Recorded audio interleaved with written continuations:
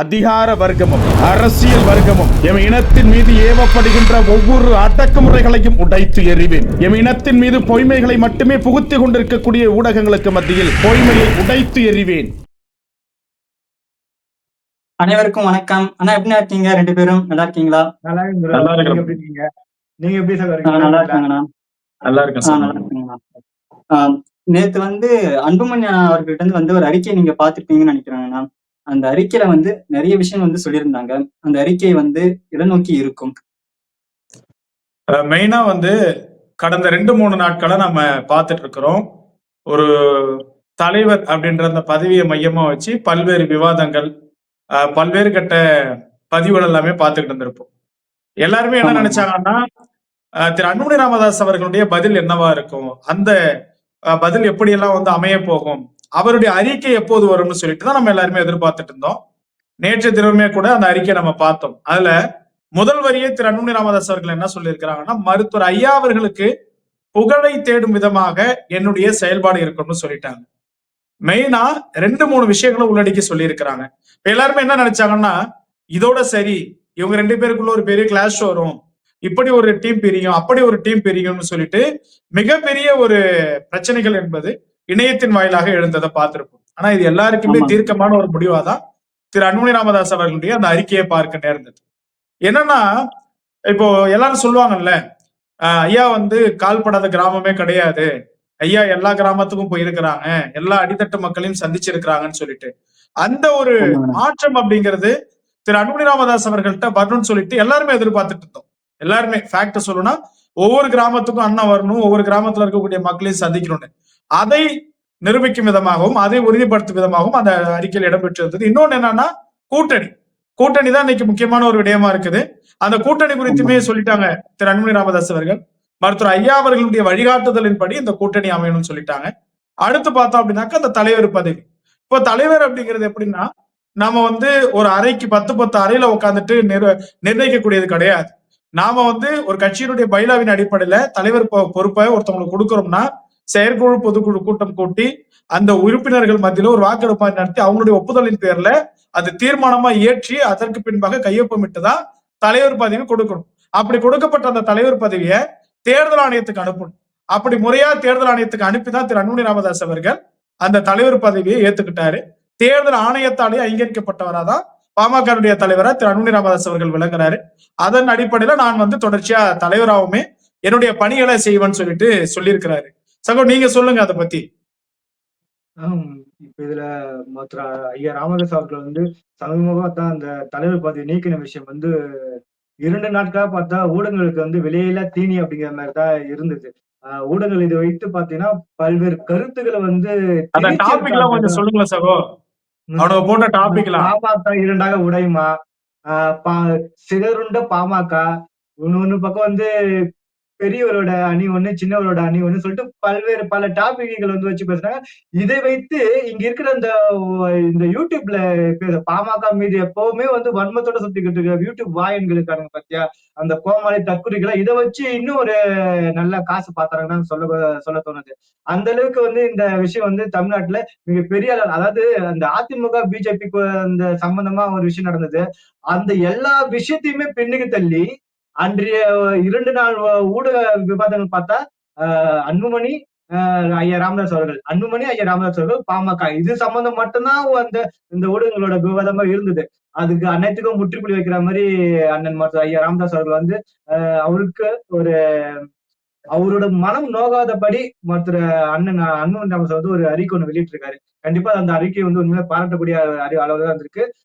எங்களை வழிநடத்தக்கூடிய அப்படிங்கிற மாதிரி ஒரு ஆரம்பிச்சு அனைத்து தரப்பு பாட்டாளி மக்களும் ஏற்றுக்கொள்ளக்கூடிய ஒரு அறிக்கை அண்ணன் அவருக்கு விட்டதால இப்ப எல்லா மனக்கசப்பு தீர்ந்து இப்ப எல்லாருமே வன்னியர் சங்க மாநாட்டுக்கான மே 11 நடக்க போற வன்னியர் சங்க மாநாட்டுக்கு இப்ப தயாராயிட்டாங்க. ஏற்கனவே ஸ்பீடா வேலை செஞ்சுட்டு இருந்தாங்க. இப்ப ஜெட்டு பக்கத்துல ஆரம்பிச்சுட்டாங்க. அந்த வேலையை நம்ம சொல்லி ஆகணும். மற்ற அண்ணன் அன்புமணி ராமதாஸோட அறிக்கையும் அதைதான் இப்ப வெளிப்படுத்திருக்கு.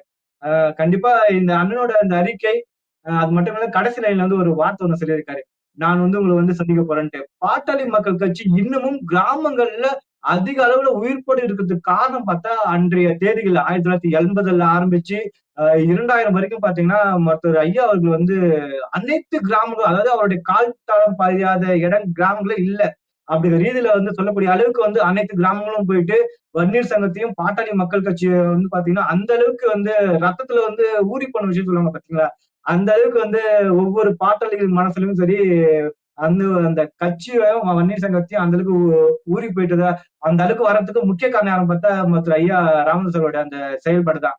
அது மீண்டும் நான் வந்து கண்டிப்பா கையில எடுப்பேன். கூடிய சீக்கிரம் உங்களெல்லாம் வந்து பார்ப்பேன் அப்படிங்கிற ரீதியில வந்து அவர் சொன்ன அந்த அறிக்கை உண்மையிலுமே பாட்டாளி மக்கள் கட்சி தொண்டர்களும் சரி, பாட்டாளி கட்சியில இருக்கிற நிர்வாகிகளுக்கும் சரி, கண்டிப்பா இந்த ஒரு அறிக்கை வந்து ஒரு பூஸ்ட் மாதிரி தான் இருக்கு நம்ம சொல்லியாகணும்.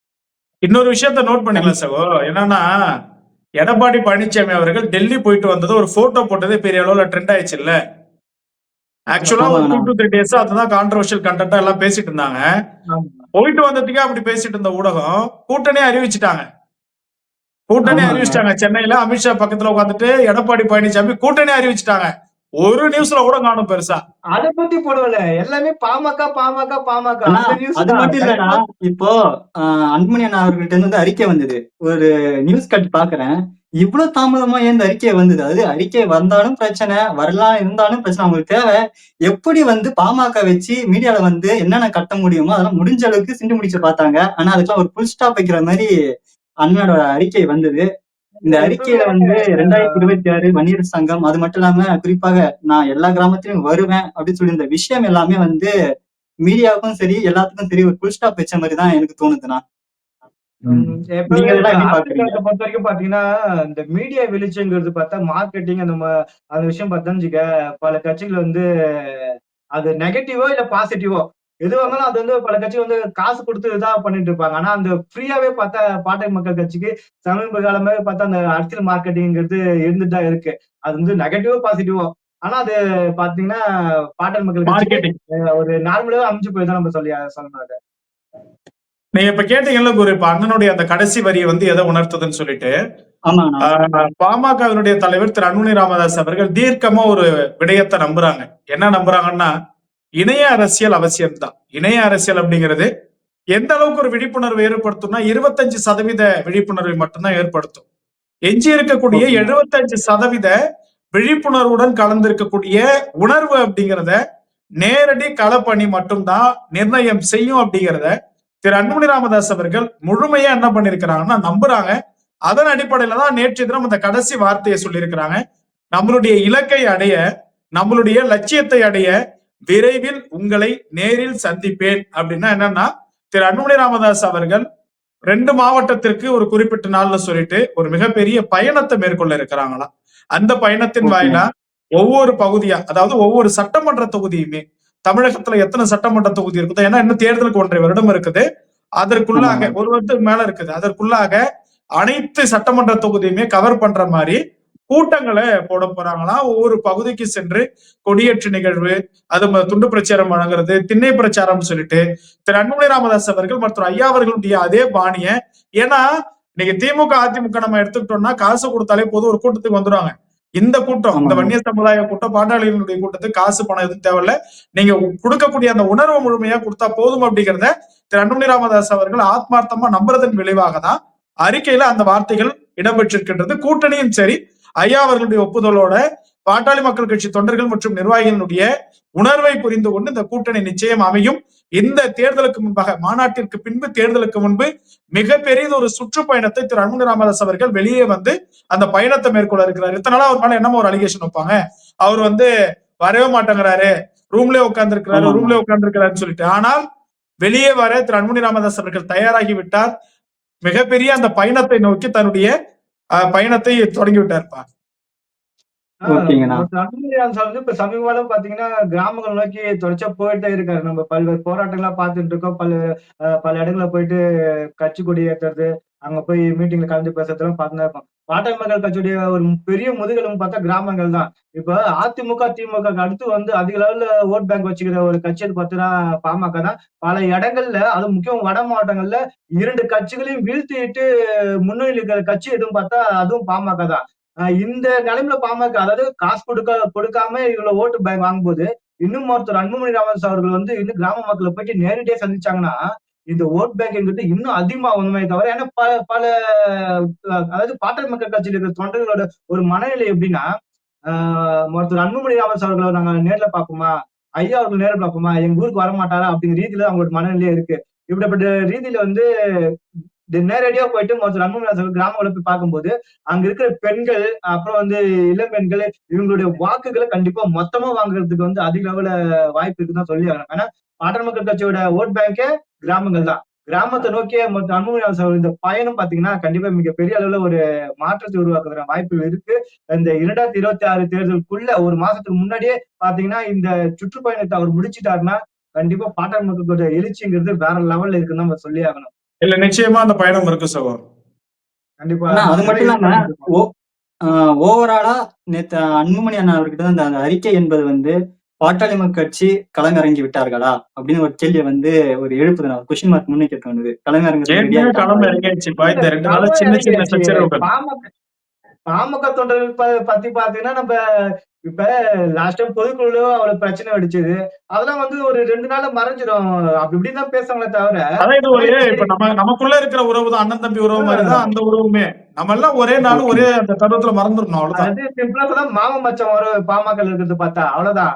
அது வந்து இதுல எந்த ஒரு பாதிப்பையும் பார்த்தா பாட்டாளி மக்கள் கட்சிக்கு ஏற்படவே ஏற்படாதுன்னு தான் நம்ம சொல்லணும். நிச்சயமா நம்மளுடைய அந்த ஊடக பயணத்தையும் சிறப்பா மேற்கொள்ளும் சகோ, அதுக்கு தகுந்த மாதிரி. கண்டிப்பா.